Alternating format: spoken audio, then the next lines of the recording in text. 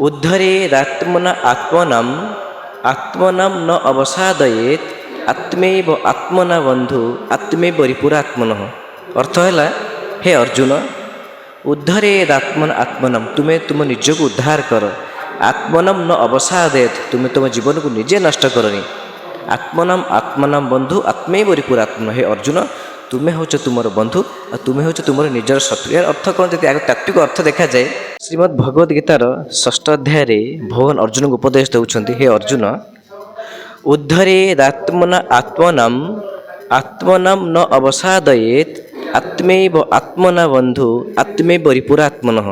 अर्थ है हे अर्जुन, उद्धरेदात्मन आत्मनम तुम्हें तुम निज को उद्धार कर, आत्मनम न अवसादेत तुम्हें तुम जीवन को निजे नष्ट करनी, आत्मनम आत्मनम बंधु आत्मैव रिपुरात्मन। हे अर्जुन, तुम्हें हूँ तुमर बंधु और तुम्हें हूँ तुमर निजर शत्रु। यार अर्थ कौन जब आगे तात्विक अर्थ देखा जाए, आमे ही आमर बंधु आमे ही आमर शत्रु।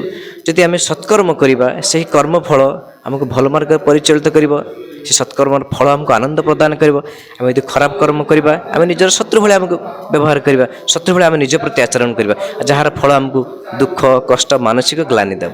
जेहेतु सबू ओडिया घरे ठाकुर घर अच्छा, आमर भागवत को आम पाठ कराए सन्ध्या भागवत टुंगी थाए, भागवत रक्षा करे पड़े, व्यासासन था, व्यासासन पर श्रीमद् भगवत गीता को स्थापन करके प्रतिदिन घरे पढ़ा आलोचना करवा, परिवार मानक समस्त को वयोज्येष्ठ लोक मान हूँ आम कुनी कुरी पिला हूँ बसईकि घर जड़े किए मुख्य लोक गीता पढ़ी शुणे गीता पर टी आलोचना करवा।